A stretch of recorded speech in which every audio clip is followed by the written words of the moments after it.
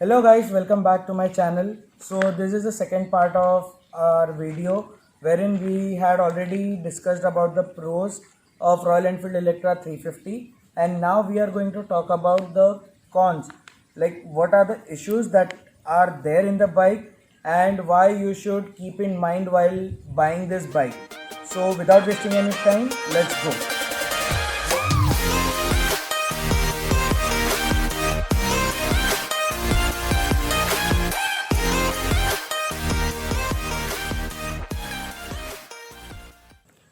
Okay, so guys, today we are going to see the 5 major problems with Royal Enfield Electra 350 and starting with the first problem, the fuel pump. EFI engine का fuel pump, it's like जब गाड़ी start रहेगी तभी वो fuel अपने आप पास करते रहेगा. So ये फ्यूल पंप में इशू ये आ रहा है कि इसका tank capacity is 13.5 litres and then on the user manual it is return 4.5 या फिर 4 लीटर्स तक ये रिजर्व में रहेगी. बट हम लोग को जब मैंने बाइक खरीदी थी तब मुझे सर्विस सेंटर वालों ने एंड शोरूम वालों ने कहा था कि 2.5 लीटर इज़ अ मैक्सिमम जब आपको पेट्रोल टैंक फिर से फुल करवानी है. एंड नाउ जब फर्स्ट सर्विस हो गई मेरी बाइक तो इसमें इन लोग कह रहे हैं कि आपका जैसे ही यहाँ पे आपको पता चले कि रिज़र्व में आ गई है बाइक तो आपको फ्यूल टैंक फुल करवाना है. तो अभी रिज़र्व में कैसे आई वो कैसे पता चलेगा, तो विल लुक इनटू इट. सो ये यहाँ पे इंडिकेशन फ्यूल गेज है. इसमें पर्टिकुलरली कितना पेट्रोल आता है वो कुछ गेज नहीं दिया हुआ है, वो अंदाज़ लगाना पड़ता है. तो अगर ये रिजर्व में आएगी तो यहाँ पे ये पेट्रोल का एक साइन है वो ब्लिंक करना स्टार्ट करेगा. तो ये मेरे साथ ऐसा हो रहा है कि पेट्रोल टैंक में 6-6.5 लीटर पेट्रोल होता है तब भी वो ब्लिंक करना स्टार्ट कर देता है एंड मुझे अंदाज़ा आता ही नहीं है. सो जब मैंने सर्विस सेंटर में कॉल करके पूछा कि ये इशू मुझे आ रहा है तो उन्होंने कहा कि अगर आपको ऐसा लगे तो जस्ट डू वन थिंग, आप मेन स्टैंड पे डालो एंड मेन स्टैंड पे डालने के बाद आपको यहाँ पे अगर ये कंटिन्यूस लाइट ब्लिंक होती रहे तो your bike is in reserve. But अभी ट्रैफिक वाले रोड पे रहूँगा या फिर कहीं और रहूँगा तो ये चेक करने के लिए मुझे मेन स्टैंड पे डालनी पड़ेगी. At least if I am paying like around 1,70,000 मतलब 1.5 लाख के ऊपर की बाइक में एटलीस्ट एक फ्यूल गेज तो इनको दे ही देना चाहिए ताकि फ्यूल इंडिकेट तो हो. एंड उसी वजह से यहाँ पे मुझे ये रिज़र्व में कितना एग्जैक्ट लीटर पेट्रोल रहता है वो पता नहीं चलता, क्योंकि बहुत बार मैंने जब भी फुल करवाया है तो कभी 10 लीटर गया है, कभी 9.5 लीटर, कभी 6.5 लीटर में फुल हो गई है. तो वो अंदाज से करवाना पड़ता है. एंड इसका सबसे ये फ्यूल इंजेक्शन इंजन का सबसे मेजर ड्रॉबैक है कि अगर फ्यूल कम हो गया एंड आपने फ्यूल टैंक बरोबर टाइम पे फुल नहीं करवाया और अगर आपका ये ख़राब हो गया तो फ्यूल पंप ख़राब हो सकता है. पेट्रोल अगर इसको नहीं मिला, ये इलेक्ट्रिक पे काम करता है एंड फ्यूल पंप डायरेक्टली ख़राब हो सकता है. तो फ्यूल पंप ख़राब होने की वजह से ये डबल खर्चा. तो I guess this is the major drawback of BS6 EFI engine. So guys, moving on to the next part, which is I thought is the headlight is a major issue,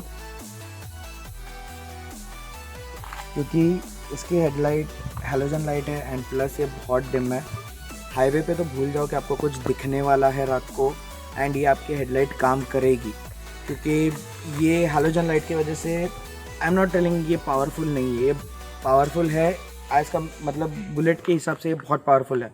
but कब जब आप एकदम lonely road पे हो, आजू बाजू में कोई ट्रैफिक नहीं है, बट इफ़ अगर आप हाईवे पे हो, आजू बाजू में ट्रैफिक है तो आपको ये लाइट ज़्यादा दिखेगी ही नहीं, क्योंकि ये हेलोजन इसका इतना पावरफुल नहीं है. अगर बाजू से कोई एक गाड़ी चली गई तो आपकी लाइट आपको ऐसा लगेगा कि आपकी बाइक में लाइट ही नहीं है. So I show you how the light works. Okay, so guys now let's start the bike and see how the headlight is. इसका low beam and high beam में कैसा है. सो या इसका लो बीम है जो रास्ते पे कैप लगाने की वजह से प्रॉपर रास्ता पकड़ता है. बट अगर आप ज़्यादा ट्रैफिक वाले रोड पे नहीं हो तब ये यूज़फुल है, बहुत यूज़फुल है, आपको क्लियरली सब कुछ दिखेगा. बट अगर आप ज़्यादा ट्रैफिक में हो तो ये नहीं दिखने वाला. And guys this is the high beam. So I guess ये सनलाइट की वजह से आपको जस्टिफाई नहीं होगा। इसके ऊपर मैं एक सेपरेट एक अलग से ब्लॉग बनाऊंगा कि ये हाईवे पे रात को कैसे परफॉर्म करता है, इसका हेडलाइट में क्या हेलोजन में क्या इफेक्ट है, क्या यूजफुलनेस है, क्या नहीं है। I will make an another blog on this. Okay so guys यहाँ पे सनलाइट में ये जस्टिफाई नहीं होगा कि हेडलाइट कितना पावरफुल है कितना नहीं है, कैमरा में भी ये नहीं आएगा इतना correctly. So on this I will make an another vlog in the night कि हेडलाइट कैसे वर्क कर रही है, कितना कहाँ पे क्या इश्यूज आएगा, and I will make a detailed video on that part. So now moving on to the next major issue which I found in Royal Enfield. ये आज तक किसी ने नहीं किसी ने नहीं बताया है कि BS6 मॉडल में ये पार्ट है, विच इज़ द हॉर्न। इसका हॉर्न, रॉयल एनफील्ड का horn is basically a bulky horn and वो ज़्यादा ज़ोर से लाउड हॉर्न होता है। क्या अगर बाजू में किसी ने आके हॉर्न बजा दे तो इंसान डर जाता है, बट ये हॉर्न इट फील्स लाइक ये स्प्लेंडर का हॉर्न डाल दिया इन लोग ने। कॉस्ट कटिंग के चक्कर में बहुत इश्यूज़ कर दिए है। ये बहुत ही लाइट साउंड का हॉर्न है, इतना ज़ोर से आवाज़ भी नहीं देता है। हाईवे पे तो मुझे तो ऐसा ही लगता है कि मैं स्प्लेंडर ही चला रहा हूँ, स्प्लेंडर का ही हॉर्न आ रहा है। So I will show you the sound as well in this horn कि ये कैसा है क्या है।